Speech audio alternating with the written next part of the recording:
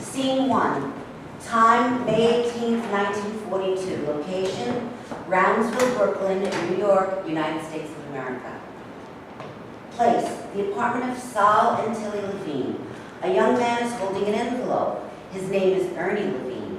He is 19 years old. He lives with his parents, Tilly and Sol Levine. Ernie opens the envelope, removes the letter that is inside, and examines it. He is shocked. No! What is it? They can't do this to me. What can't they do to you? What are you talking about? No way. Ernie, you're making no sense. What is the matter? Why? If they think I'm going, they have another thing coming to them. What's all this screaming? I can hear you a block away. Pop, they ain't taking me and I ain't going. A man enters. It is Ernie's alter ego. He looks directly at Ernie. Who are you? I'm the little guy inside your head who tells you when you're acting like a pop. Get the hell out of here. Not so fast, pal. I have something to say to you. You got home in the evening and opened up the mail. The news you got was awesome. It made you quake and wail. Your native land was calling for you to stand and serve in the military service from which you sought to swerve. You moaned and groaned and proud to all your friends and kin that this is an injustice to which you're not open. Your reason was so simple, it was almost childlike too. It had to do with baseball, a game you like to view. The Dodgers were your idols, you know, the Brooklyn Bums. They won a lot of ball games in 1941. You planned to be in Brooklyn to watch the Dodgers win the 42 World Series, which to you was a shoo-in. But now your plate's been shattered and has fallen to the floor, all smashed to bits and pieces, like your plans, which are no more. It's time for you to grow up. Oh, shut up! What are you talking about? What's he talking about? I don't know. I was in the kitchen making dinner and all of a sudden I hear him screaming like I don't know what. You see what you've done? You're scaring your mother. Gee, Pop, I didn't mean to scare anyone. I just don't know what to do. What am I going to do? About what? About going into the Army, that's what. What's that in your hand? It's a notice from the draft board. Well, what does it say? Here, Pop, you read it. I can't, it's too painful. Dear Ernest Levine, this is to inform you that you have been reclassified to 1A, effective immediately. You are to report to Fort Hamilton, Brooklyn, New York on June 2nd, 1942 for induction. Sincerely, Abner McKnight, Chairman, Draft Board Number 53, Eastern District of Brooklyn, New York, Department of Selective Service, United States Army. I thought you were exempt because you worked in the war industry. I thought so too. I gave them a letter from Mr. Friedman saying that I was an essential worker. Now they're pulling a fast one on me. I'm not going to take this lying down. I'll write to the mayor, call my congressman. I got to do something. I can't afford to go. I just can't. Don't you understand? Of course we understand, son. We love you. I know you do, Mom. You and Pop are the best parents a guy could ever have. But I got to deal with this. They make me go to the Army. I don't know what I'll do. Don't do anything rash, son. You got to try to remain But calm. listen to your father, Ernie. He knows best about these things. I remember when I received my draft notice back in 17. Boy, was I shocked. I didn't think they'd ever call me. A kid from the slums of New Jersey with flat feet, no less, and a hacking cough. But if you gotta go, you gotta go, as the saying goes. Pop, I'm in no mood for sayings. This is serious. If they take me, my entire life could be ruined. Oh, my poor baby. He's our only child. Can the government actually draft him? Yes, they can, but the law is the law, and we have to comply. Otherwise, we'll all be in trouble. Oh, my. What are we going to do? I don't want to lose my baby. I don't want to lose him either, but in times like this, we have to be brave. I don't mind being brave either, but there's a time and a place for everything, and right now this ain't the time or the place. End of scene 1. Scene 2. Time the next day. Place.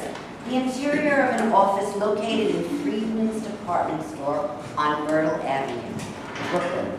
In the office is a middle-aged man, Herbert Friedman, owner of the store, and his secretary receptionist, a cute little teenage girl, Molly O'Brien.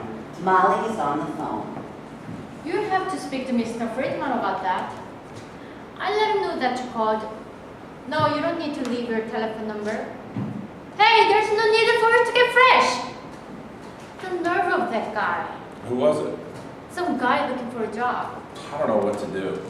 They're calling me, trying to get a deferment, but I can't help them. Yet they keep calling. What did he say that got you so worked up? He asked me if I wanted to go dancing. What's wrong with that? When a boy says he wants to go dancing, he's thinking about doing a lot more than just dancing, if you get my drift. And I'm not that kind of girl. In my day, if a young man asked a young lady to dance, that's what he meant. A boy knew how to treat a girl. There was none of the tomfoolery that goes on today. I blame it on the movies. Kids are watching too many movies today. That's the problem. Somebody's really got to do something about Hollywood. Well, I'm a good girl. You can count on that. Of course you are, Molly. That's why I hired you. If my father ever caught a boy getting fresh with me, he'd give him a whooping that he'd never forget. And he would deserve it too. And my mother would do even worse. We go to church every Sunday. I wonder where Ernie is. Probably hanging out with his pals in the pool hall down the street. Well, he's late and I need him. You want me to call his home? You don't have a phone. Oh, I forgot. I'll give him 10 more minutes, and if he doesn't show by then... Sorry, Mr. Friedman, for being late. It won't happen again. I hope not, Ernie. If there's one thing I detest, it's tardiness. I told you that when I hired you. I know, sir. Good morning. Good morning, Molly. You're looking lovely as ever. Thank you, audience, and good morning to you. Enough of that small talk, you two lovebirds. Go make eyes at each other on your own time. Now, Ernie, we received a shipment of model airplanes yesterday. Stop them. After that, I want you to deliver some teddy bear stuff and the shine blooms on the bow. You got that? Yes, sir. One other thing. Can I speak with you in private? Something serious? Very serious. I was just on my way out to meet a supplier. I'll tell you what, how about later this afternoon? That would be swell, Mr. Friedman. Good. And if anyone calls about getting a job, just take their names and tell them we'll be in touch, okay? Yes, Mr. Friedman. Good. Mr. Friedman is such a swell guy. Yeah, I guess so.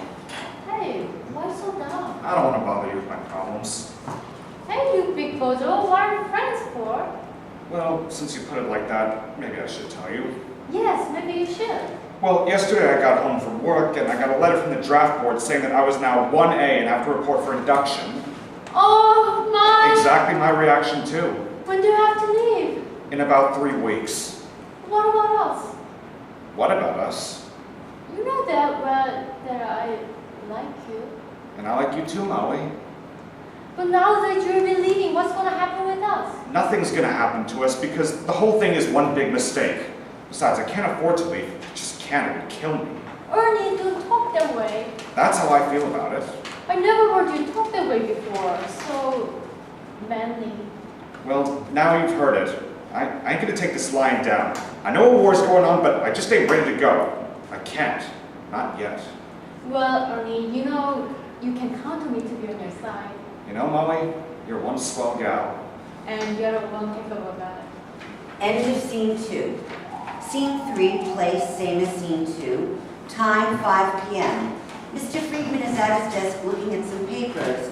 Molly is gone for the day. Ernie enters. Mr. Friedman, Ernie, did you stock the airplanes and make the delivery like I told you? took care of everything, sir. Good. If you keep your nose clean and work hard, you'll go far in this business. Gee, thanks, Mr. Friedman. Would it be okay if I speak with you now about that serious matter I mentioned to you this morning? What serious matter? Why? Is there something wrong? Well, yes, sir, there is. Well, what is it? Well, it's like... Stop pussyfooting around to get to the point. It's been a long day, and I want to close the store. Mr. Friedman, I received a notice from the draft board informing me that I was now 1A and ordering me to report for induction. Is that all? Is that all? Isn't that enough? My dear boy, we all go through things like this. I remember back in 1898, I was about your age. War broke out with Spain, and I had to answer the call to duty. It was a big step to take, but it made a man out of me. Now, we're at war again, and now it's your turn to serve. And I forgive you for being late this morning. But sir, what about that letter you gave me saying that I was an essential worker? I gave it to the draft board, now they're telling me that I'm 1A. I just can't go. You better can that talk right now before I forget that you're like a son. But sir, you don't understand. What's there to understand? You have your duty, now do it. We'll manage while you're away serving your country. I'm glad to know that, but you just don't understand. Ernie, if you want Daffy, must I call an ambulance, have you taken to Bellevue? Gee, Mr. Friedman, I ain't losing my mind. It's a lot more serious than that. And what's not? I can't leave because, I well, don't have all day, son, so spit it out. you know that I'm a Dodgers fan. Yes, I do. And last year I saw the Dodgers play 30 times. So you're a Dodgers fan? That's right, and that's the problem. All I can think about is the Brooklyn Dodgers. I worry about them, even dream about them. They had such a great year last year. That's because I was there for them. I live for the Dodgers. They're more important to me than anything else in the world. Please, Mr. Friedman, help me. Write another letter for me. Call a draft board. Do something, please. Do your parents know about this? You're the first one I've told. I couldn't tell my pop. He wouldn't understand. He thinks following sports is a waste of time. If he's right, it's frivolous and ruins the mind. But sir, you're wrong. It's the greatest thing in the world. Baseball players are a bunch of drunks. Why you waste your money idolizing a bunch of drunks is beyond me. Gee, I thought you'd understand. Ernie, it's about time you grow up. I am grown up. Grown up enough to get drafted. What should I do? Report for induction as ordered. What else can you do? Maybe tell the draft board that my parents can't work? But that would be lying, Ernie. Your father has a job working in the butcher store. They will find out. Then help me. Please, Mr. Friedman, write another letter, please! All right. Pull yourself together, boy. Get all this baseball nonsense out of your head. Do your parents know that you've been drafted? Yes. And what did they say? Nothing much. Nothing much. They must have said something. I really can't remember. Maybe I should call your father. Please don't. That would make things worse. Make what things worse? You're not making yourself clear. Or are you nothing but a draft? Please, sir, I'm no draft dodger. I just can't go. Please believe me. I just can't do it. Well, you better do it. Otherwise, you'll be shot for desertion. That won't look too good on your record. So you do what you've been ordered to do, and don't give me any more back talk. Yes, sir. Can't leave the Brooklyn Dodgers. What rubbish. End of scene 3. Scene 4, time 9 a.m. the following day. Place, the reception room of draft board 53. Sitting at a desk is a secretary, Iris Clarkson. A man enters. He is Abner McKnight, chairman of the draft board. Have all the notices been mailed? Yes, they have. Good. We've got to keep on top of things. Yes, sir. Last week, my brother was called up. Oh, was he? Yes, he's 25 years old and just got a job as a bookkeeper. There's a war on and the army needs men fast. He's willing to do his duty, but my mother is worried out of her head. She don't know how we'll manage financially when he's gone. It's tough, but we all have to make sacrifices. Tell your mother that she should be comforted with the knowledge that her son will be part of something important and necessary. I tell her that, but I don't think that it'll do much good. She's sickly and can't work, and my dad can't hold a job, and... Yes, Iris, I get the point. Things are rough, but if we all pull together, we'll win this war fast, and then things will get back to normal. I hope so. My brother isn't exactly the fighting type. He's more of a bookworm, if you know what I mean. Don't worry about that. The army will put him to good use. If you say so, sir. Excuse me, miss. I want to speak to the man in charge. And who may you be? My name is Ernie Levine, and I want to speak with the man who sent me the notice that I'm now 1A. I thought I had an occupational deferment. You can appeal in writing. Forget about that. I want to speak with the man in charge now. Please lower your voice. I'm sorry for getting a little loud, but it's urgent that I speak with him now. I'm so upset that I feel like I'm going to burst. Just calm yourself, okay? And I see if Mr. McKnight can see you. Mr. McKnight, there's a young man here who wants to speak with you about his classification to 1A. I told him to appeal in writing, but he refuses to leave. He says it's urgent that he speak with you. Okay, I'll tell him. Mr. McKnight will be right out. Thank you, miss. You've been very helpful. You're welcome. Who wants to speak with me? He does. How may I help you? Well, sir, it's about the notice you sent me reclassifying me to 1A. You've got to reverse that. Please, I can't leave yet. What's your name? Ernest Levine, Where do you live? in Brownsville. Yes, I remember your case. You were granted a 2B employment deferment. However, after further review of your case, it was determined that you were not employed in a war-related industry, so you were reclassified to 1A. I hope that explanation helps you. Good luck. But, sir, please, I just can't go right now. I'm an only child. My parents leave me at home. I'm working to support them. You gotta believe me. Look, son, we all have to make sacrifices. We are at war. You know that. But Mom, Pop, what are you doing We here? want to speak to the man who sent you that notice. That's right. Who are you? We're Ernie's parents. I'm Saul Levine, and this is my wife, Tilly. Glad to meet you. Now, how can I help you? It's about the letter you sent my son. How can you draft him? He's our only child, our only son. It's the law. What do you mean it's the law? Don't you have any compassion? Our son is needed at home. He's helping us financially. Look, my hands are tied. Besides, sometimes you have to do your patriotic duty. Please don't lecture us about patriotic duty.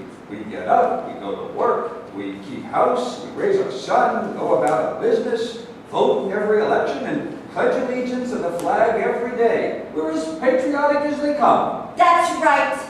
I was born right here in Brooklyn. And Solly's from Passaic, New Jersey. That's right, sir. They are. American as apple pie, just like me. You know, Mr. McKnight, that is your name, right? It just ain't right to force someone to go into the army. It's the law. I told you that already. You told me you're patriotic, law-abiding Americans. Then show it. Answer your country's call. Just hold on there, mister. During the last war, I did answer my country's call. I served overseas with General Blackjack Pershing. Now, my son's being asked to answer his country's call, but we need him at home. That's right, they need me. I sympathize with you, but the law is the law, and there's nothing I can do about it. Look, I carefully examined your son's file, and I can't find any basis for restoring his to-be deferment. Working in a store that sells wind-up toys and stuffed dolls simply does not qualify as a defense-related industry. Plus, you are gainfully employed. I'm sorry. That's all you can say. You're sorry. Well, let me tell you, you haven't heard the last of this. We'll contact our congressman. He'll do something. You watch. Now you see what you've done. You've upset my parents. You're beginning to upset me too. Instead of hiding behind your mama's skirt, why don't you try acting like a man? There's no need to talk to my son that way. If your son ignores that letter, he will be charged with desertion. That's a serious felony, and I'll personally see to it that he's prosecuted. My son's a criminal. Because he doesn't want to be drafted? Are we in the United States or Russia? Look, everyone, I'm busy. I have a lot of work to do. So if you don't mind, I wish you all a good day. Get Colonel Laporte on the phone. Yes, Mr. McKnight. The nerve of him talking to us like that. I'll tell you, it wasn't that way in the first war. No, sirree, it wasn't. We were treated with respect. Look, miss, please tell Mr. McKnight that we appreciate the time he gave us, but that he's got to reconsider his decision. I'm Italian, but it won't do any good. There are thousands of cases like yours. Remember that. Have you thought about joining the Navy? Army, Navy, it's all the same to me. I just can't go in right now. Why not? What's really bothering you? Miss, if I told you, you wouldn't understand. You're probably right. Oh, let's go, Ernie. Let's get out of here. End of scene 4. Scene 5. Time July 6, 1942. Place, interior of a barracks at an Army basic training post somewhere in the United States. A group of soldiers enter. They are dressed in fatigues.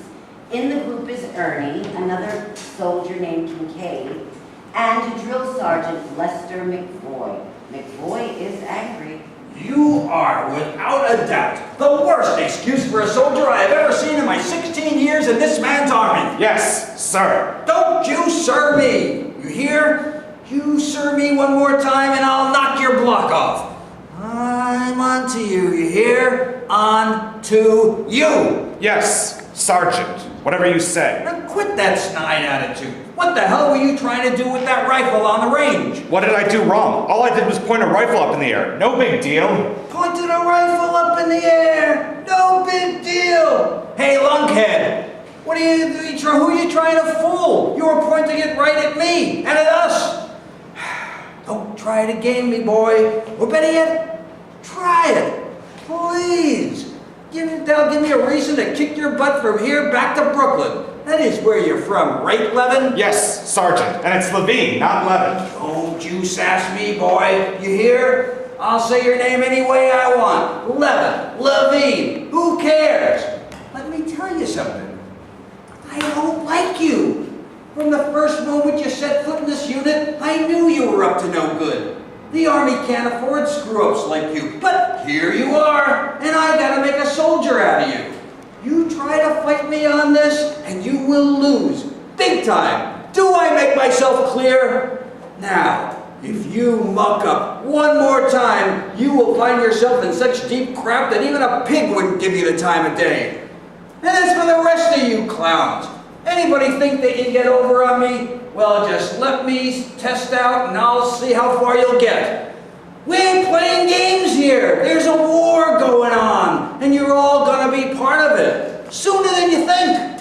When will that idea sink into your thick heads? It's no use wasting any more of my breath on you slobs. McCoy exits. See what you've done? Sarge is ragging on all of us because of you. I didn't do anything. That's what they all say. Who's they? I just hear you talking. Hey, Levine, nobody likes being here, so quit your griping. You're the one griping. Listen, I'm telling you that I need to be somewhere else. I didn't volunteer for this. I got pulled in. Shanghai. Yeah, you and a million other guys. I don't care about the million other guys. If they're okay with it, that's their business. What's with you? Just get off my case already. What are you, calls with a sarge or something? That's uncalled for. I'm not a suck-up, okay? Fool me. Get the attitude already. It's a good thing I'm not the Sarge. And if you were, what would you do, tough guy? Just don't make me show you. Get out of here. Kincaid takes a swing at Ernie, who ducks.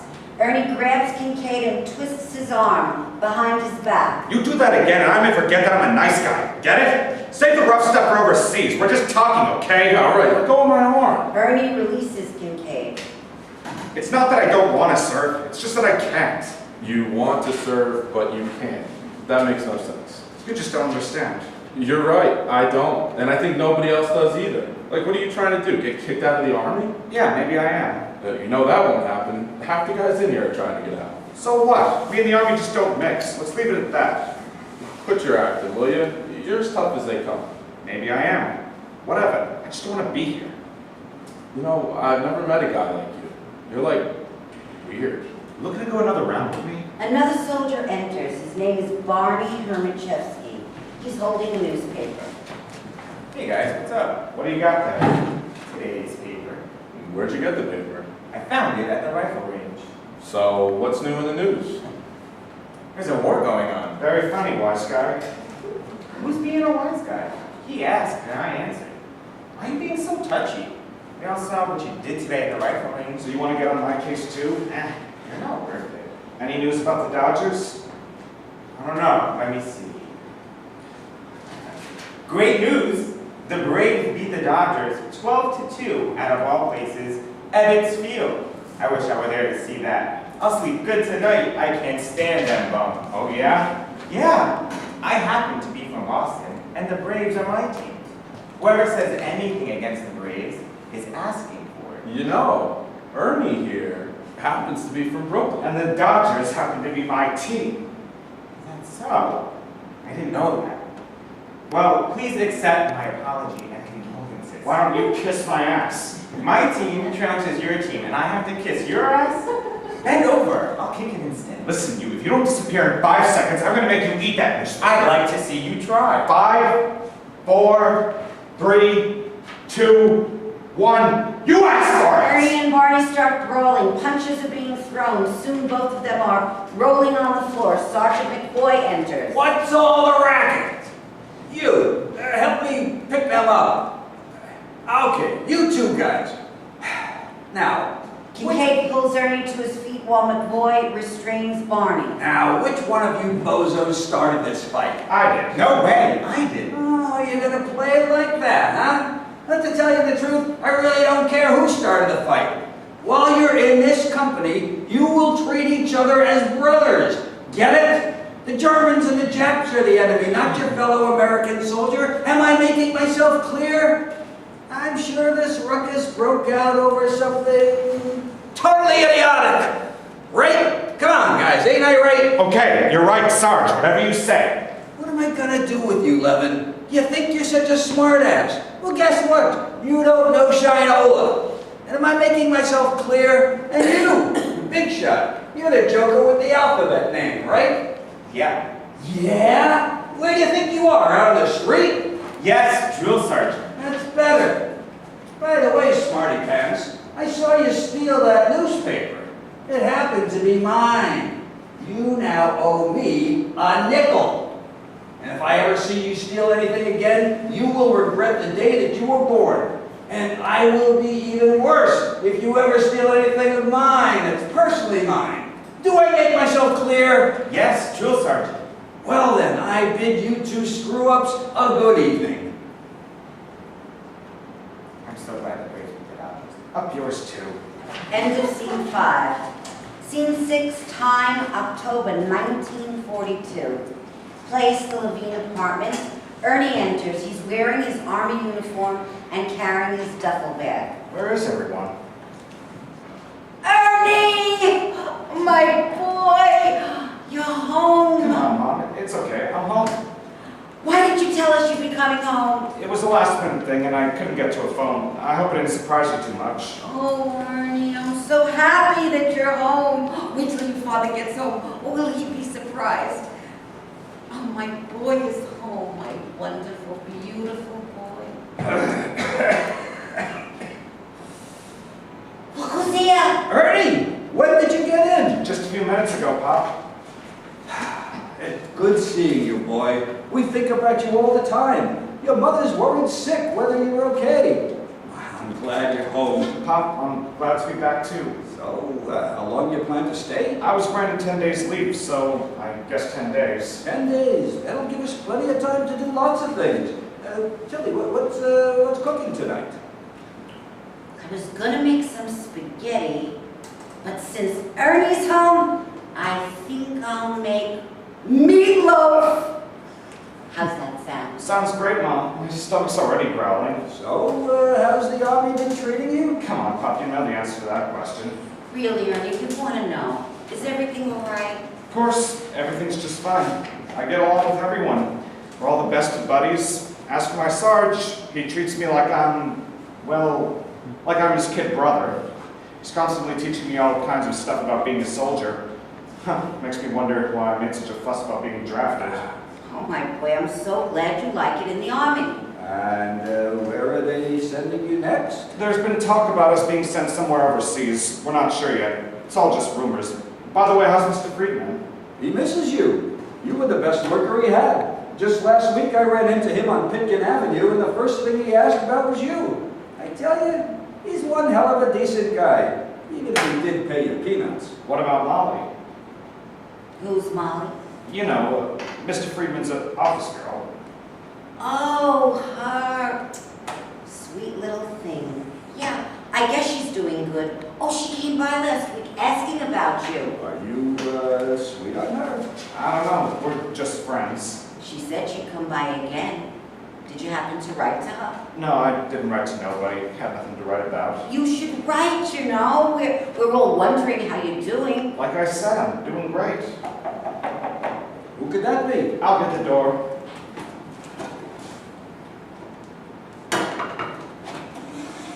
Molly! Ernie, Molly, it's good to see you. when did you get in? Just a few minutes ago. I came in last week asking about you. You never write. Yeah, Ma told me. By the way, come on in. How are your parents, Molly? Just fine, Mrs. Levine. They've been asking about Ernie too. Oh, that's so nice of them. Molly, would you like to join us for dinner? Ma, make another place at the table. You don't have to go to the trouble. I was just visiting. No, stay. I want you to stay. If that's the way it has to be, then I stay. It's the least I can do for the war effort. You know, Molly, it's really swell seeing you again. It really is. I've been thinking a lot about you lately. And I've been thinking a lot about you too. You're in an army uniform, so handsome, like you. Maybe you two kids want to be alone? Do we? Let's eat. End of scene 6, intermission.